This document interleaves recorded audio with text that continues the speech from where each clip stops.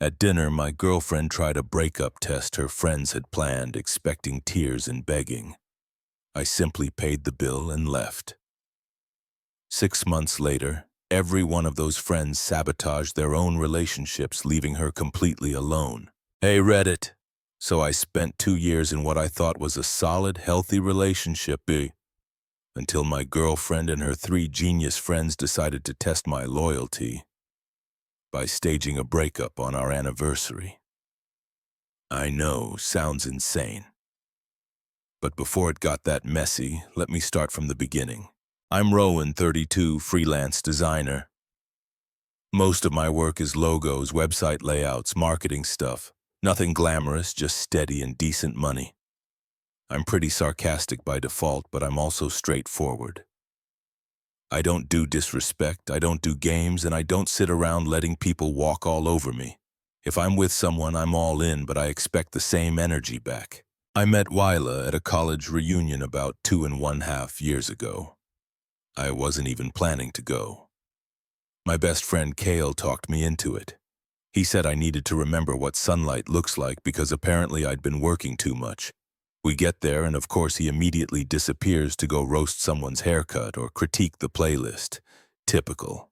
I'm standing near the food table just minding my business when Laya walks up. She had this bright, unfiltered laugh that made people turn their heads. Not in an annoying way, just in that she sounds genuinely happy way. We got into a conversation about a dumb poster on the wall, some flyer with a weird dog on it, and she told me she volunteers at an animal rescue.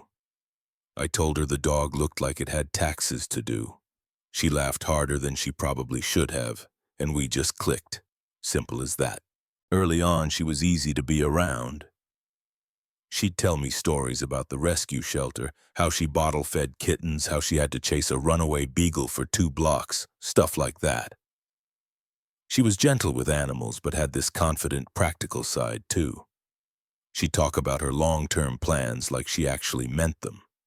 It was refreshing. Our first couple of dates were normal stuff. Coffee shop, street fair, a walk around this lake she liked. She had quirks that grew on me fast. She'd talk with her hands a lot, like she was conducting an invisible orchestra. She'd randomly name animals she passed, even if they were clearly someone's pet. She was the type who saw a pigeon with a limp and immediately Googled what limping in pigeons could mean. I'm not the type who opens up easily, but with her, it didn't feel like effort. She never judged the sarcasm or the dry humor. She'd just roll her eyes and throw one back. It felt like a good balance.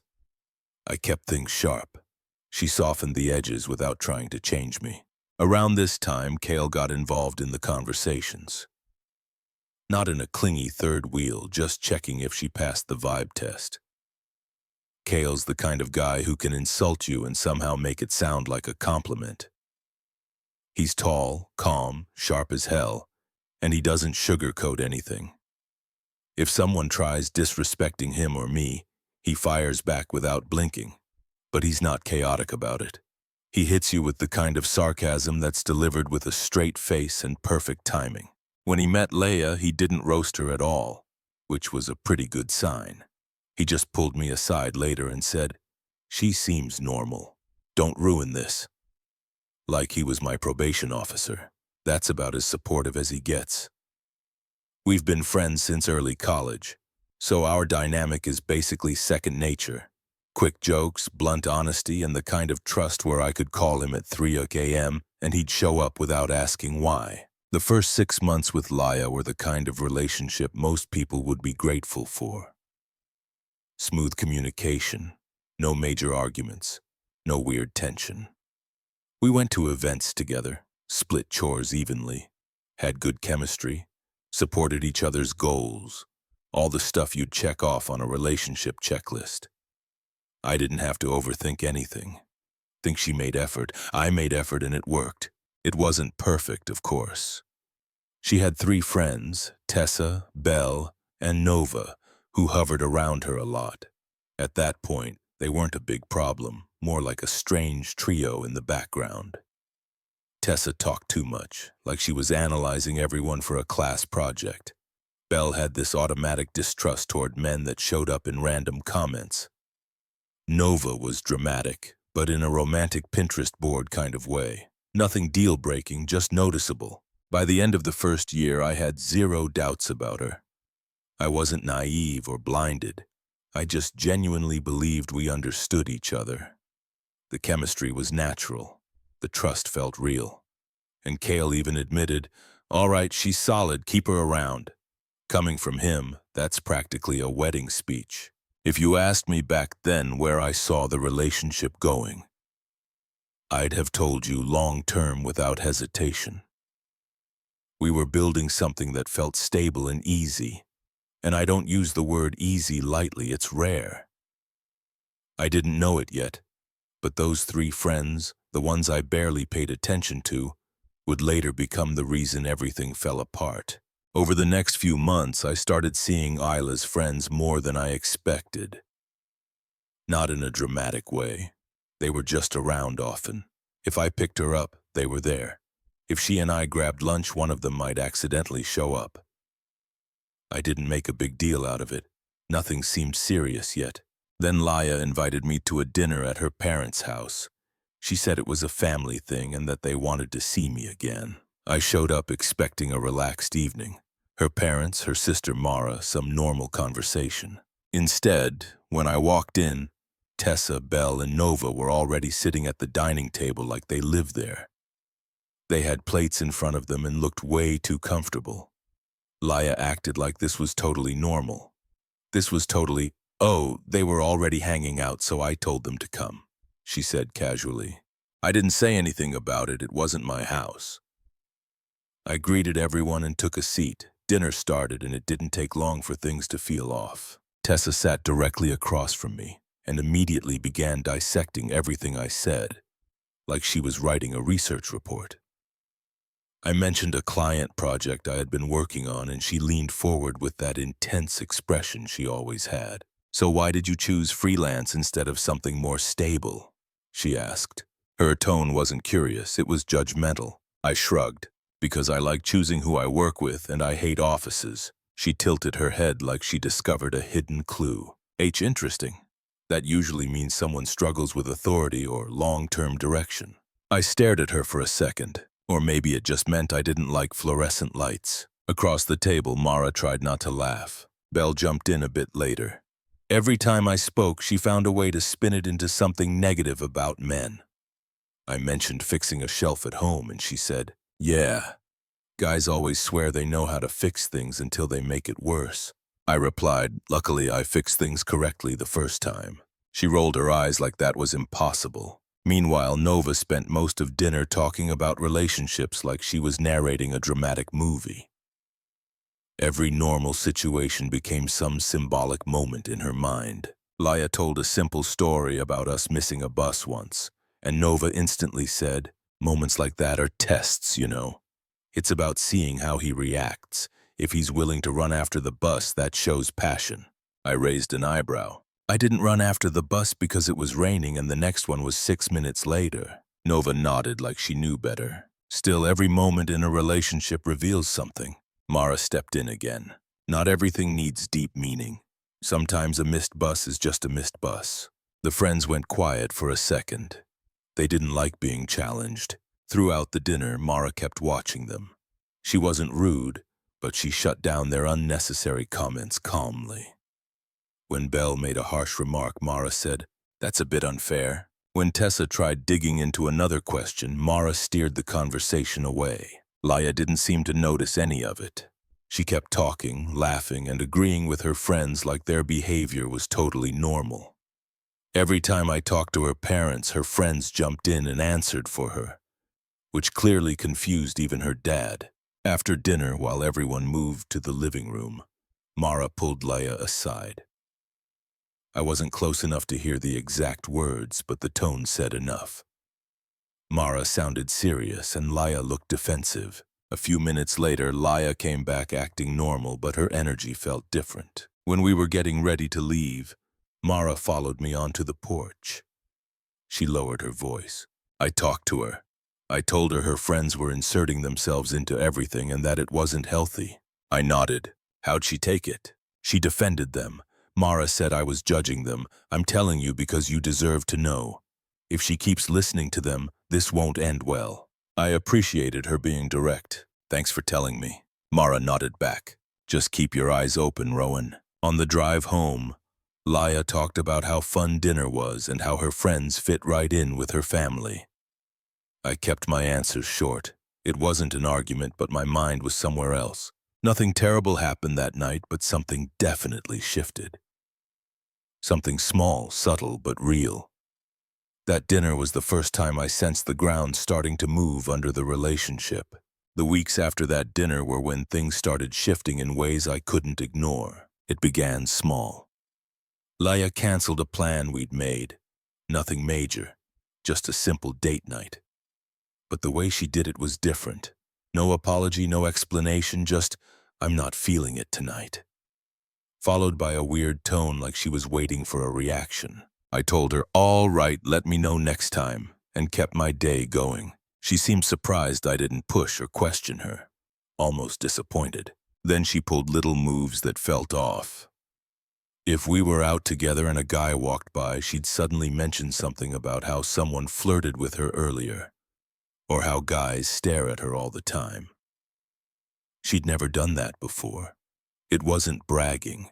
It felt intentional, like she was checking my reaction. I kept calm each time. I wasn't going to play along with whatever game she was trying to run. And I think the lack of reaction confused her even more. A couple days later, she tried starting an argument over something tiny. Me forgetting to reply to one of her midday texts. She didn't even sound genuinely upset. It sounded rehearsed. She kept pushing for a reaction, waiting for me to snap or chase or apologize unnecessarily. I didn't do any of that.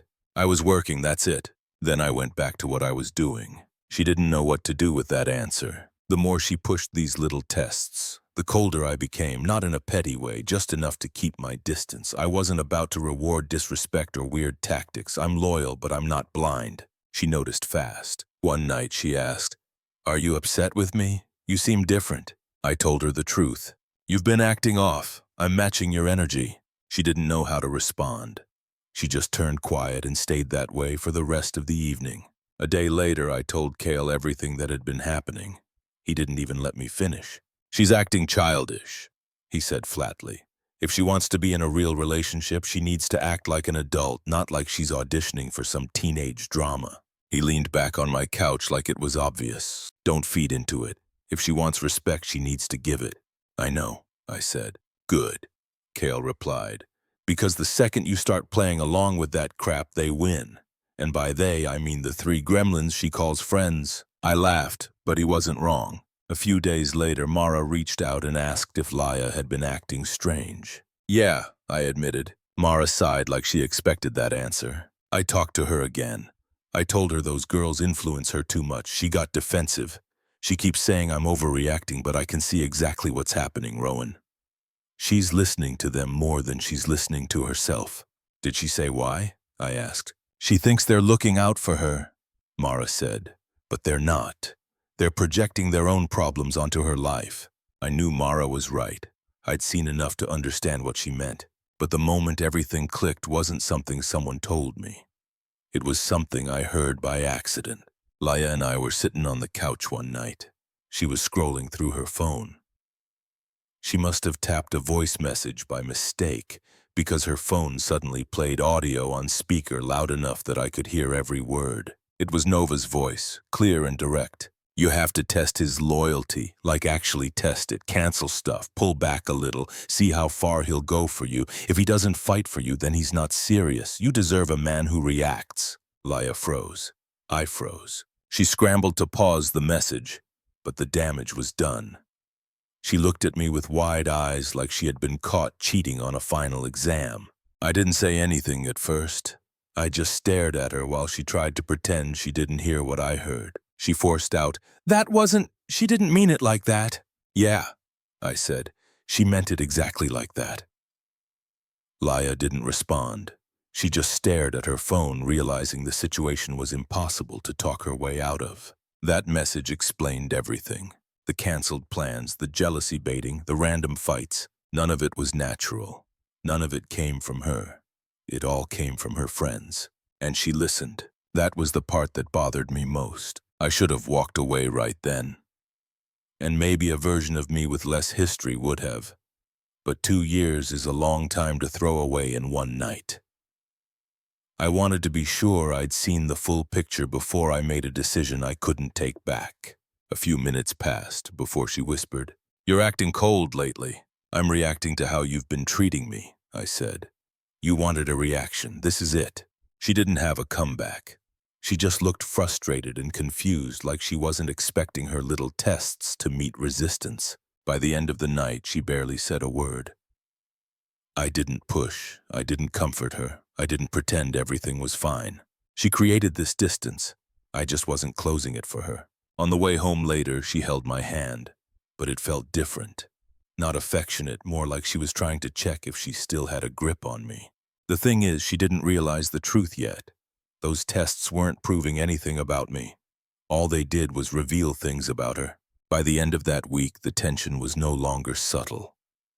It was everywhere. Between us, around us, underneath every conversation.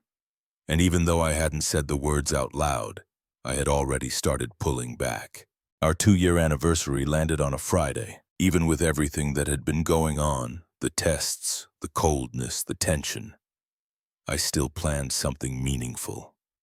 Not because I was trying to win anything, but because I don't have fast things I care about. I booked the restaurant where we had our first official date.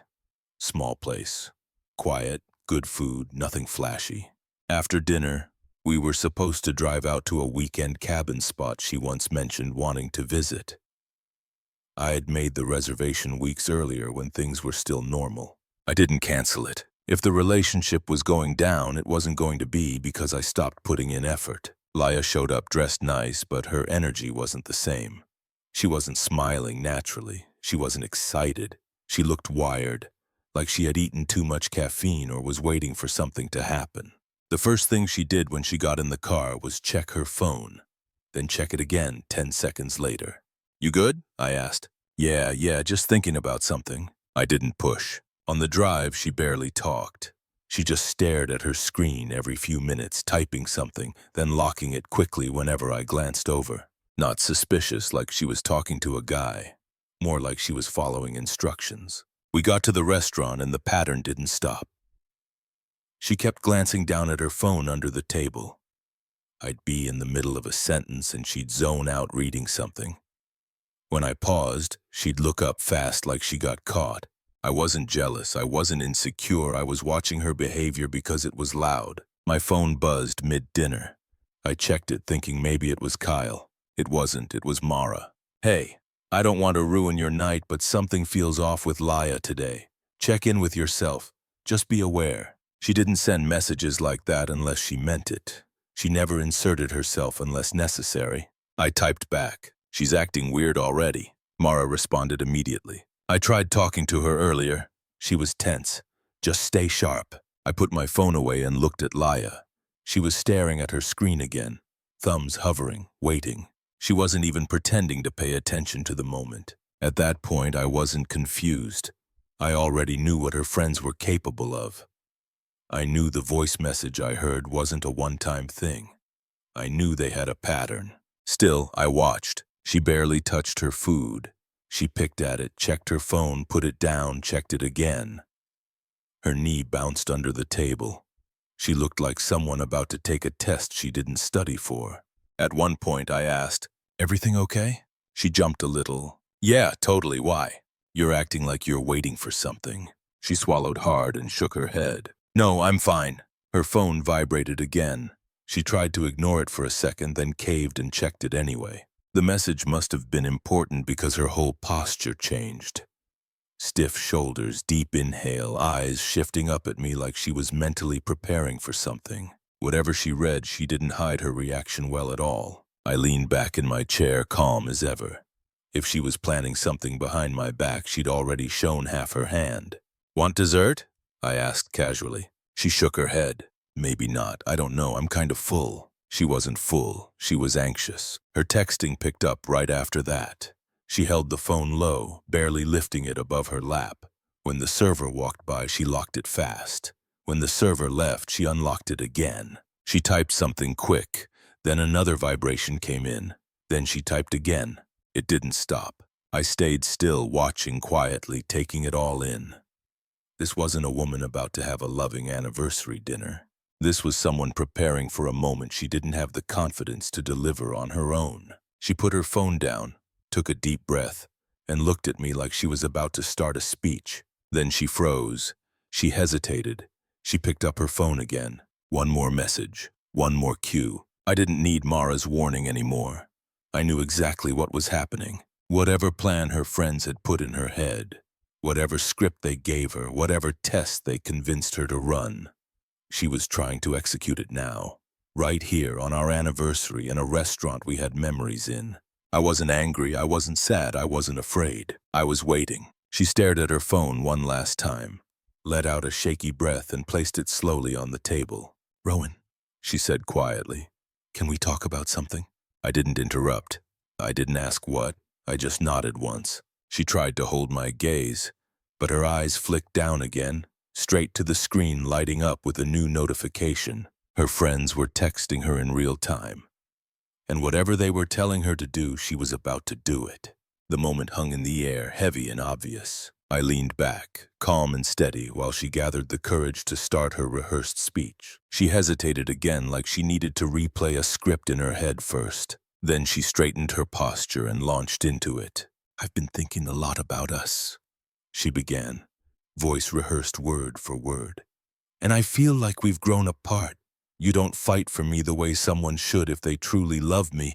I need passion, I need effort, I need to feel like you'd do anything to keep me." She didn't blink the entire time she said it. It wasn't her voice. It wasn't her style. It wasn't even her reasoning. It was a script, a speech someone else wrote for her. When she finished, she waited for my reaction, like someone waiting for a fire alarm to go off. I looked at her calmly. "Who told you to say that?" She swallowed hard. "Nobody, that's how I feel." "Right," I said. "Try again." Her eyes flicked to the side toward her phone. She didn't touch it, but the glance gave everything away. She'd read instructions. She memorized lines, and now she was hoping I'd perform my part. I sat there with a straight back. No panic, no anger, no confusion, just watching her. "Laya," I said, "what do you actually want?" She froze. She wasn't expecting that question. She opened her mouth, closed it, tried again, failed again. She kept shifting in her chair like she was trying to find the real reason but couldn't. "I just want—" She cut herself off. I leaned slightly forward. "You don't know because this isn't your idea." She looked down, breathing unevenly. I didn't drag it out. I didn't argue. I didn't negotiate. I didn't play the dramatic scene her friends were probably betting on. "If you're ending it," I said plainly, "then it's done." Her head snapped up immediately. "What, that's it?" "That's what you said you wanted." Rowan, no, you're supposed to—" She stopped herself halfway through the sentence, realizing she was revealing too much. I held her gaze steady and unbothered. "Supposed to what?" She blinked rapidly. "You're supposed to care enough to stop me." "I'm not stopping someone from choosing to leave," I said. "I'm not chasing you. I'm not forcing you. I'm not begging you. If you're out, you're out." Her jaw dropped like she just watched the plot twist she never planned for. She wasn't prepared for a calm breakup. She wasn't prepared for a man who respected himself. She wasn't prepared for zero drama. She was prepared for a scene. Her friends had told her to push me into one. "You're not even fighting for this," she stammered. I shook my head.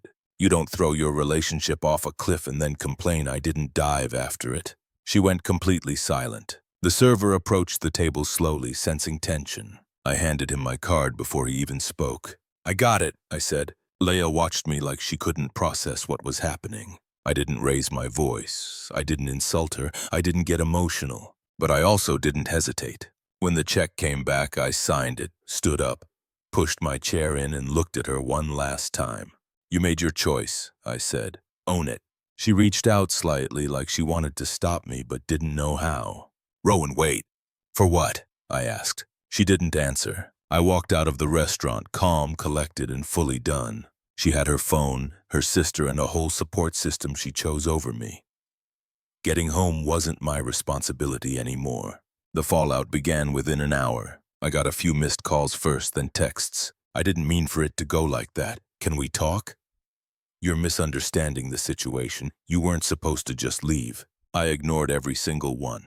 The next morning, Mara called me. I picked up because she never called unless it was serious. She asked carefully, "Did something happen last night?" "Yeah," I said. "It's over." Mara exhaled sharply like she expected it but hoped she was wrong. "I'm sorry, Rowan, I really am." "Don't apologize," I said. "She chose it." "No," Mara replied quietly, "and her friends chose it for her." I didn't respond, so she continued. "I found out something this morning. One of their acquaintances told me Tessa and Nova were texting Laya during dinner. They told her exactly when to say it. They literally said, 'Do it before dessert so he doesn't think it's a nice night.'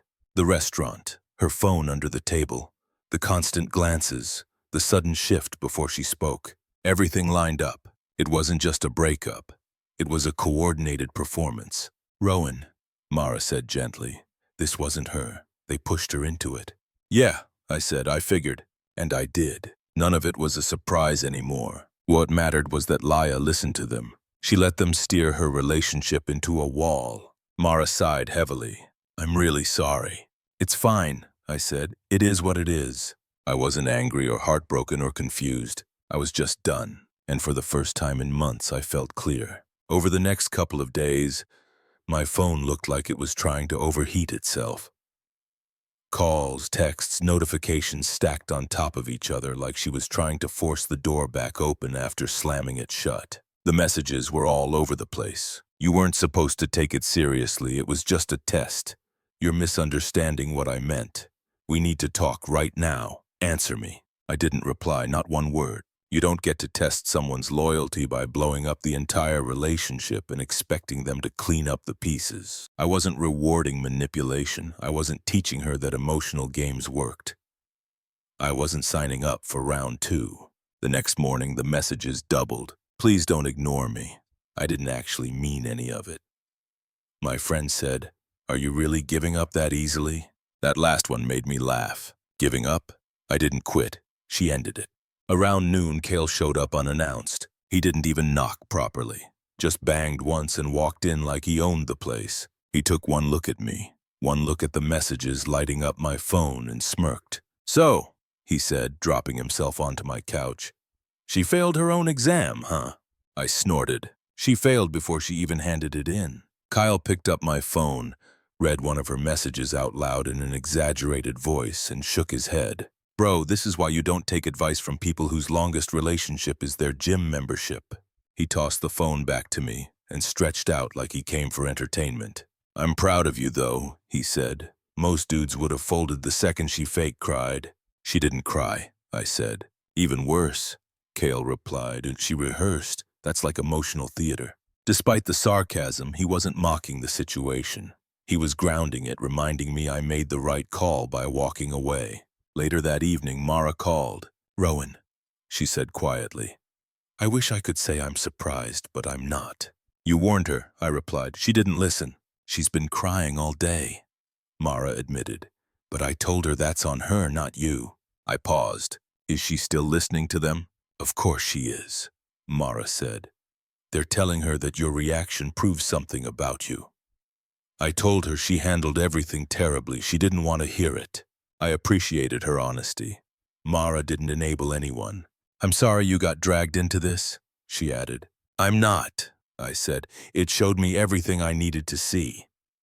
And for the next 2 weeks, Laya kept trying. Calls, texts, paragraphs, then silence for a day, then more paragraphs. I didn't respond to any of it. She wasn't apologizing. She was trying to undo a consequence. 2 weeks later, on a Thursday evening, someone knocked on my apartment door. I checked the peephole and saw Leia standing there with a cardboard box in her hands. I opened the door halfway. "What are you doing here?" She held the box like it was a peace offering. "I brought you your favorite snacks and a letter." Inside the box were chips, candy, and some random things she knew I liked. A mix of effort and panic. She stepped inside when I didn't invite her, which already told me she wasn't here to talk. She was here to fix something without facing the truth. "I didn't mean the breakup," she said quickly. It wasn't real. I didn't think you'd actually walk away. You said it, I replied. It was a test, she insisted, voice shaking. My friends said it would show how committed you were. Your friends told you to end your relationship, I said, and you listened. She blinked fast. They just wanted to help. They know. No, I cut her off. They don't know anything. She looked down. I know it sounded scripted, but I didn't know how else to say it. That's the problem, I said calmly. You weren't saying anything real. You were repeating someone else's lines. She reached into the box and pulled out a folded paper. Please just read the letter. I want to explain. I didn't take it. You can explain right now. She opened her mouth, but nothing came out. Just like at the restaurant, she had no real reason, no real thoughts, no understanding of what she'd done. Just guilt and fear of consequences. Finally, she whispered, I messed up. Yeah, I said. You did. I can fix it. No, I said firmly, and you can't. Her eyes filled with tears. Not dramatic ones, not manipulative ones.